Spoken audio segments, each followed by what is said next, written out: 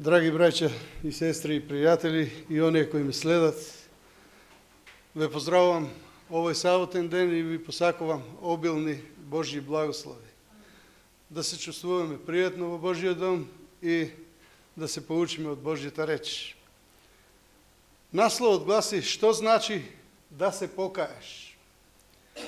Многу луѓе денес си го поставуваат ова прашање, што и мноштвото народ на Духов ден, кога сватиле дека се грешни, прашале што треба да правиме.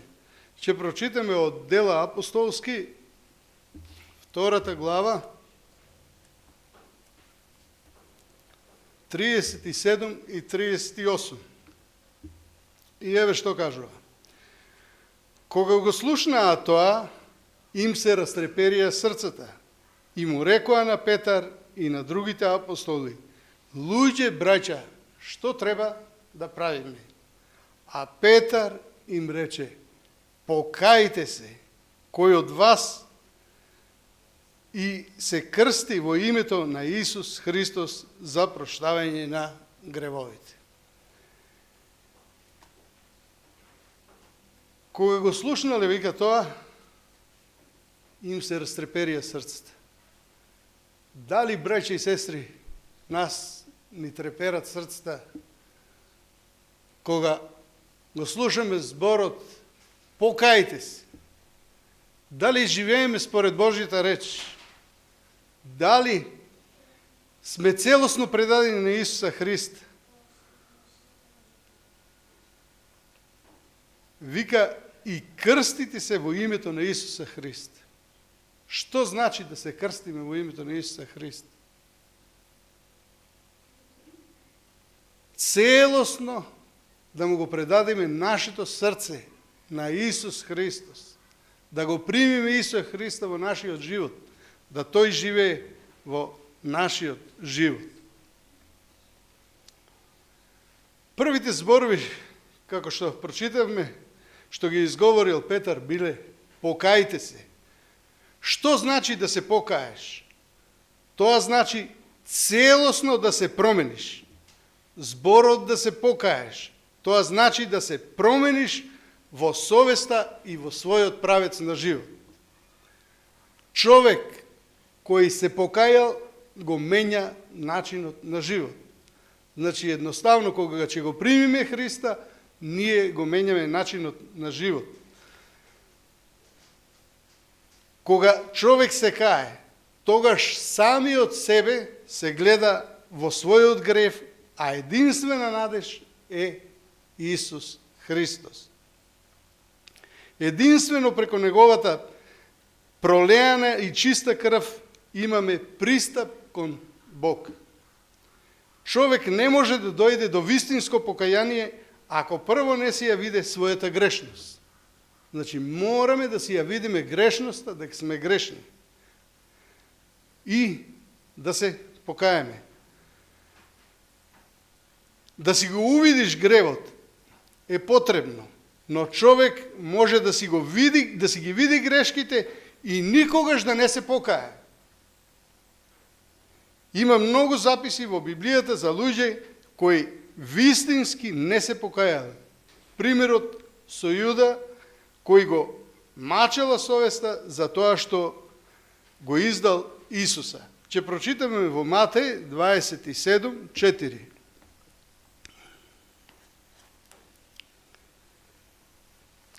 Матеј 27:4, ќе го прочитаме и 3 и 4. Тогаш Јуда, што го предаде, кога виде дека е тој осуден, се покаја и им ги врати 30 сребреници на првосвештениците и старешините, велејќи им: сгрешив што предадов невина крв. А тие му одговорија: што ни е грижа нам за тоа, мисли му ти.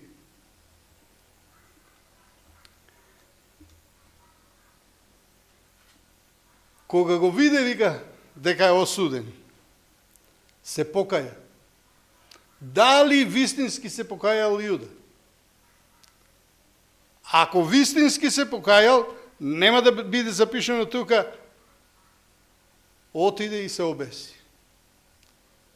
Човек кога вистински се кае за својот греф што го сторил, нема таква постапка да направи. И свештениците што му викаат? Мисли му ти.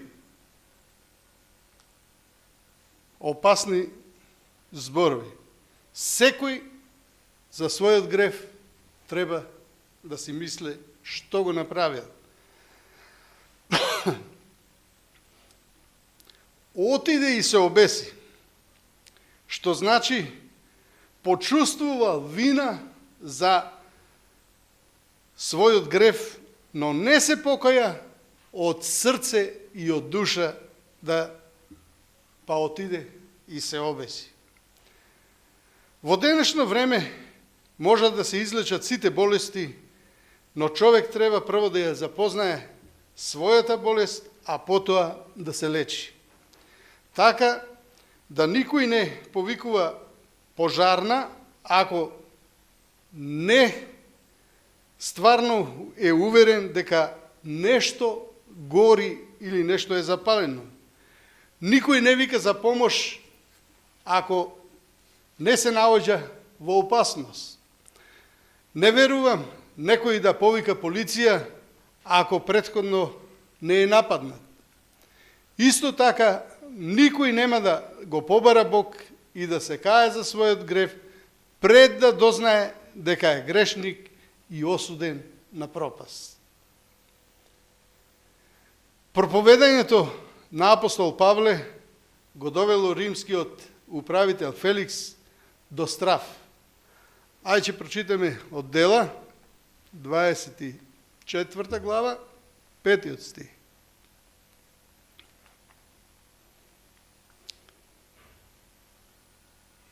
Уствари 25. Дела 24, 25.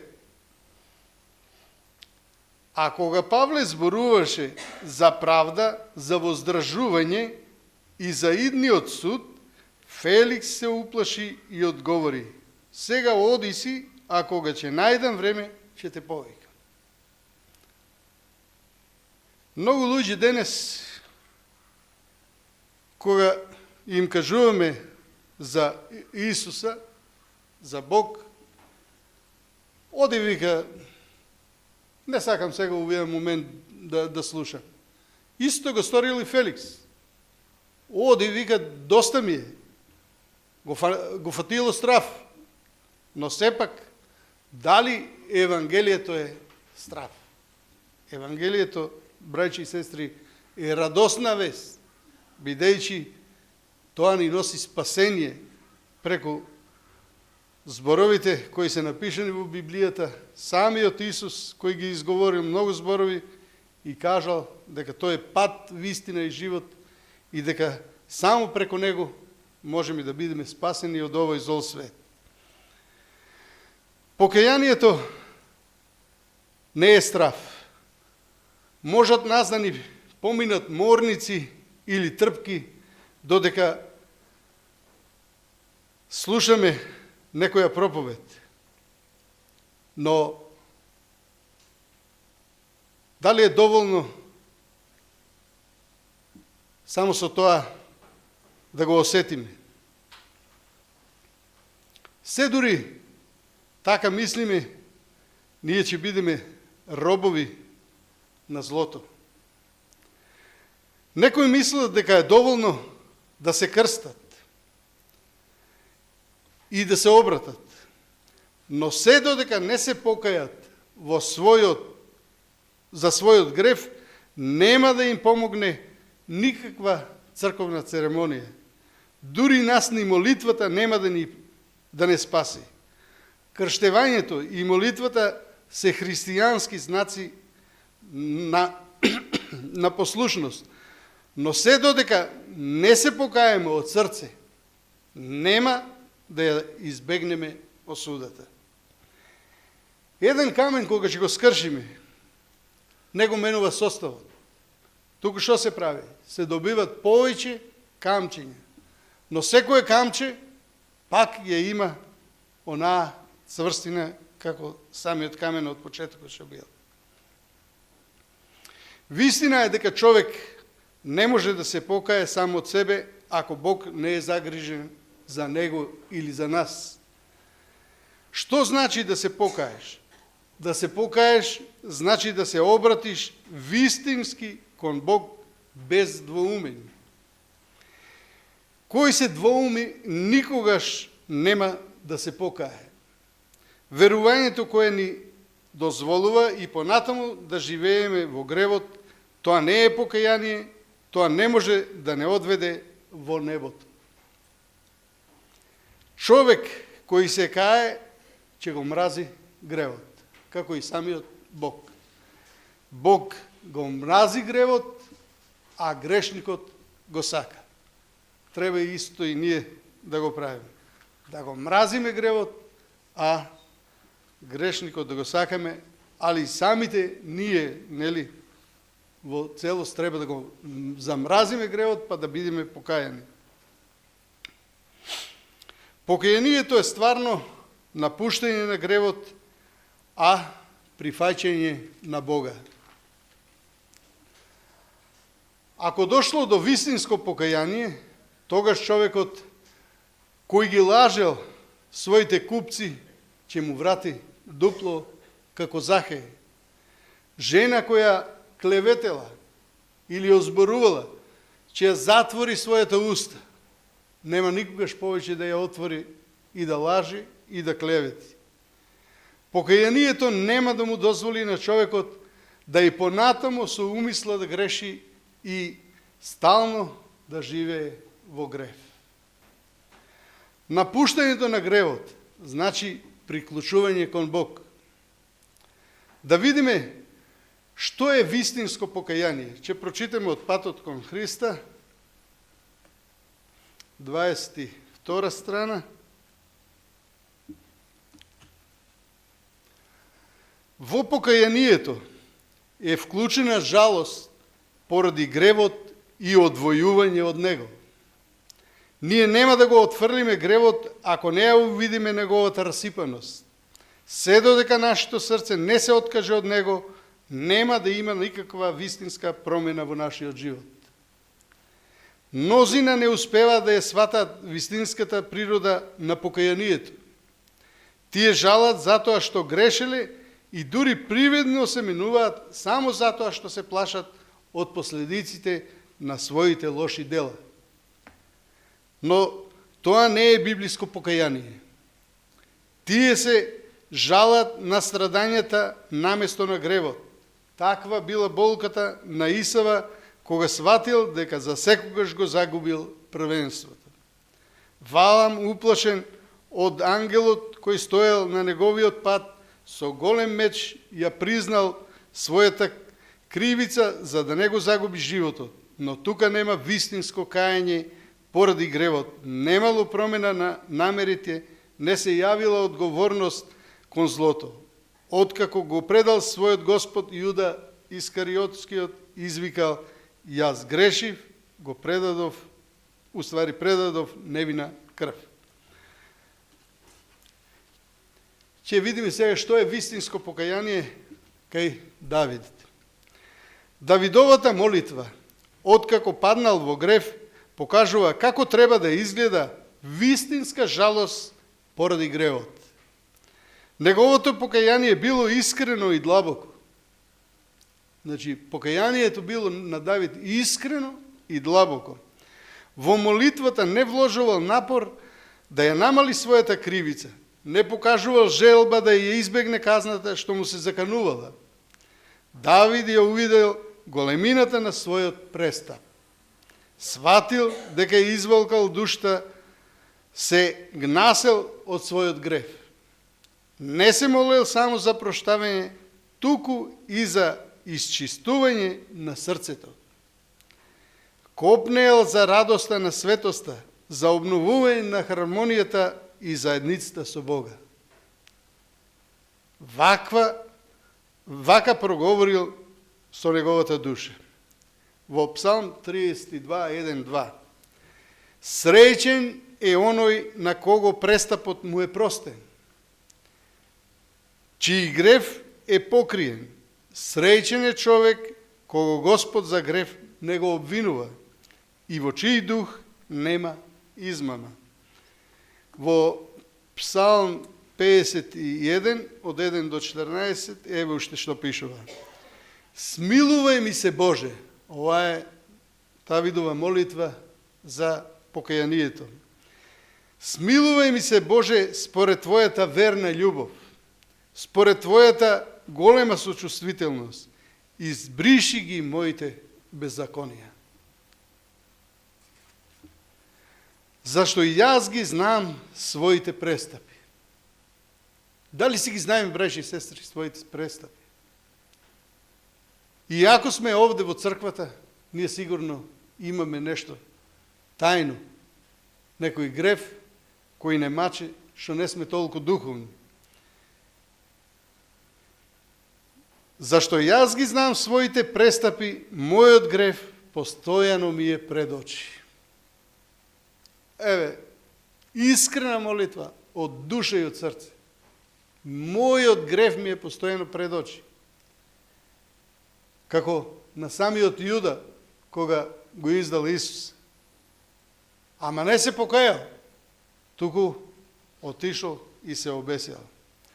Измии ме и ќе бидам побел од снег.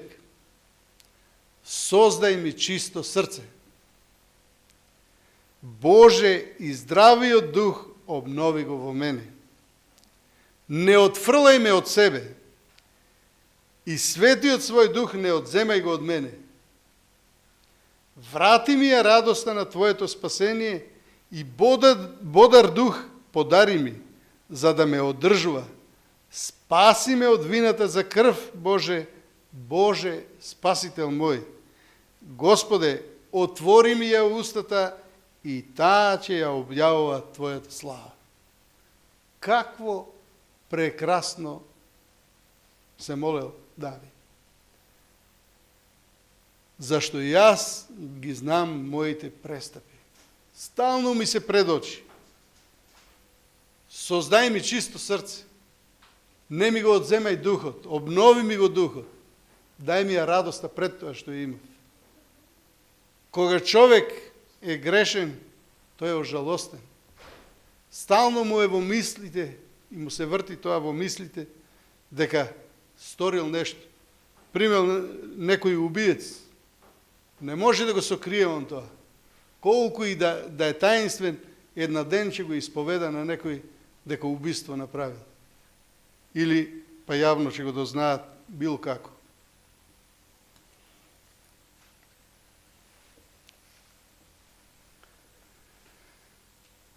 Богатиот младиш ги држал сите заповеди, но немал целосна одлука да го следи Христа. Да не се пие, да не се живее во блудство, да не се лаже, да не се краде и да не се докажува дека некој го прифатил Бог, туку само дека го напуштил гревот. Значи, сето тоа е напуштање на гревот, а не дека го прифатил Бога со целосно срце.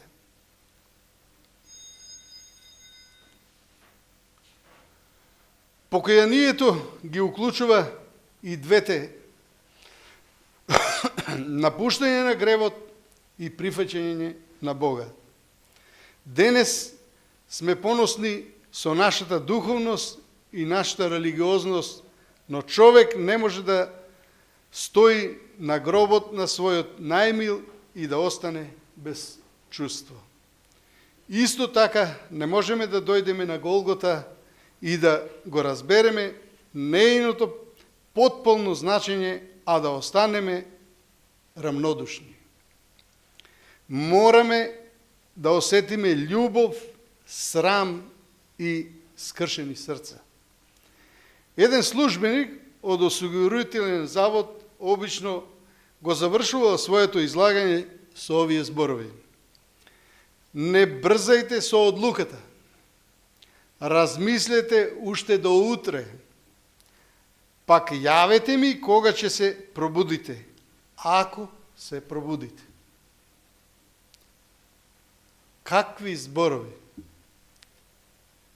Размислете со одлуката до утре. Ама што кажува? Јавите ми ако се разбудите.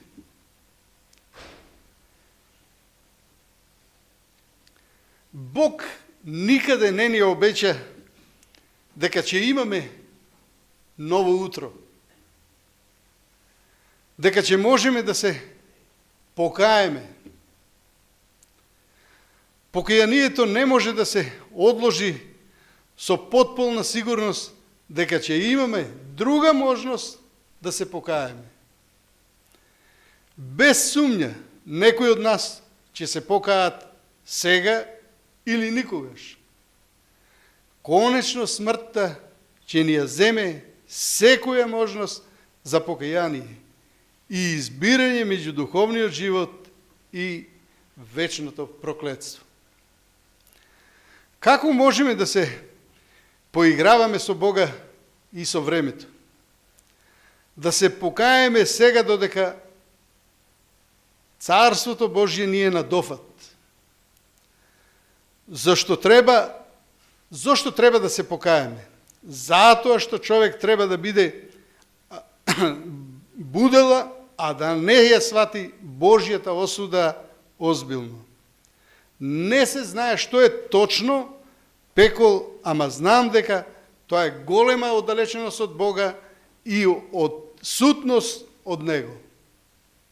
Значи, голема оддалеченост од Бога и од сутност од Него. Тоа е одделување од Бога. Бог ни свртел грб заради нашата непослушност. Ниту еден кој не ќе се покае за своите гревови и кој нема да се очисти во крвта Исусова е недостоен да се најде во Божјето царство. Ќе прочитаме повторно од патот кон Христа.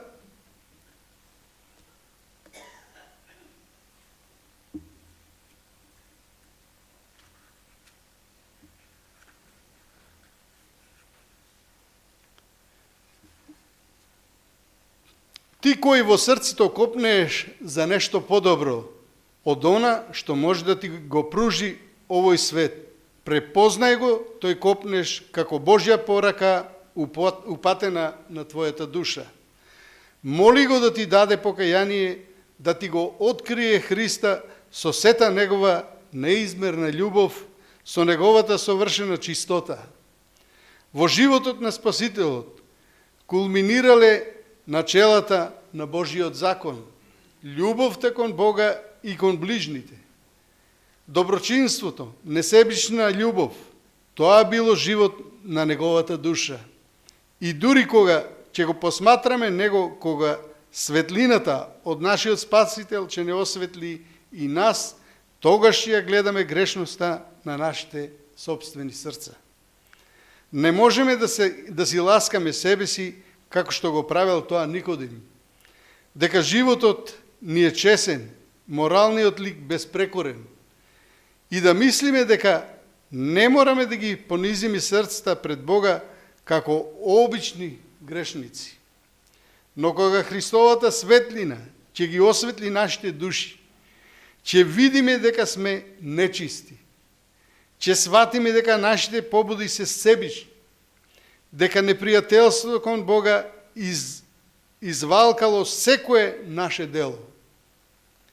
Тогаш ќе сватиме дека нашата праведност е слична на нечиста облека и дека само Христовата крв може да не очисти од нечистотата на гревот и да го преобрази нашето срце, да го обнови неговиот лик во нас. Само еден зрак на Божјата слава, една искра на Христовата чистота, кога ќе го проникне во душата со болна јасност, открива секоја грозна дамка и ја обелоденува грдоста и расипаноста на човечкиот карактер. Тој зрак, таа искра, ги прави видливи непосветените желби, неверноста на срцето и нечистотата на устните. На грешникот, неговите вереломни обиди, Божиот закон да го прогласи за неважен, му се покажуваат во вистинска светлина и неговиот дух е трогнат и потиштен под проникливото действување на Божиот дух. Тој се гнаси самиот себе, гледајќи го чистиот, неизвалкан Христов карактер. Многу убаво кажано, многу јасно кажано.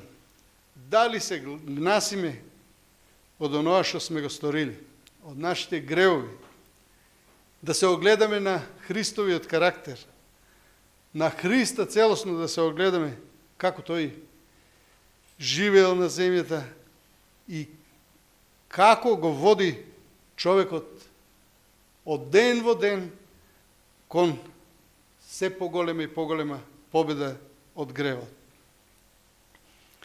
Најдобра слика за покајанието имаме во 15 глава од Лука, а тоа го кажал самиот Бог Исус. Тука се зборува за изгубената овца, за динарот и за изгубениот син. Овцата се одделила од стадото. Не сакала да се изгуби, но тоа се случило несвесно. Динарот се изгубил во кујчите. Се изгубил поради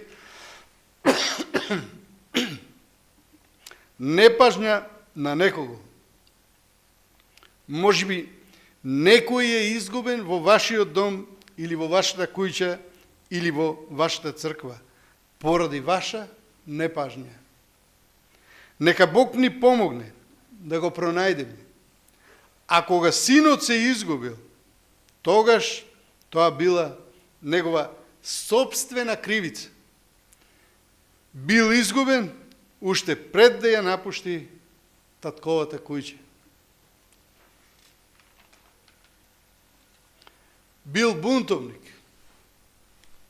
Бил зол во своето срце. Бил крив уште кога рекол: јас ќе го барам својот дел на богатство. Кога овцата се изгубила, човекот отишол по неа да ја бара.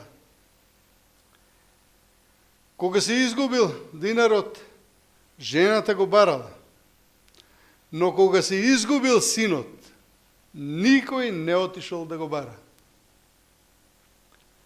Зошто таткото не собрал сили и да го бара?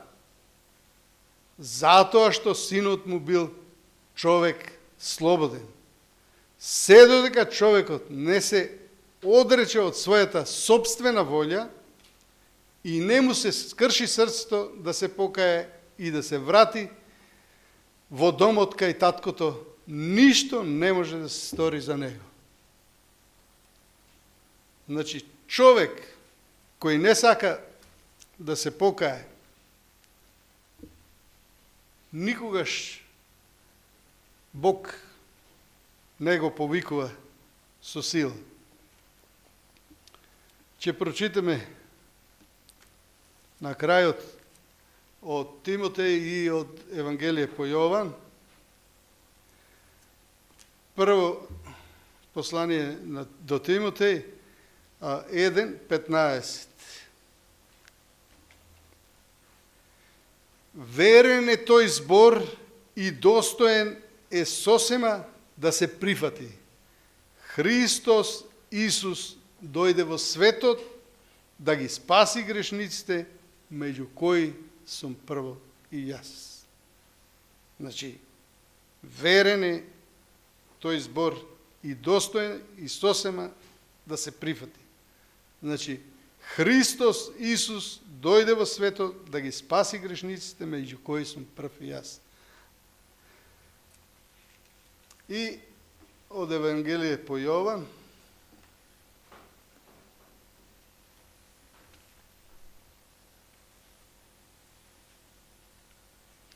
6 глава, 37 стих.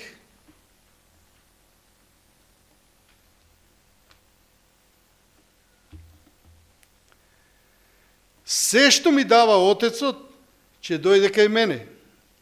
А кој доаѓа кај мене, нема да го избркам надвор. Какво прекрасно ветување, браќа и сестри. Секој кој ќе го побара Исуса Христа, ќе биде примен кај Него. Никој нема да биде избркан, туку Бог едвај чека наше покаяние. Целосно да му го предадеме нашето срце, да Тој управува со нас во нашиот живот.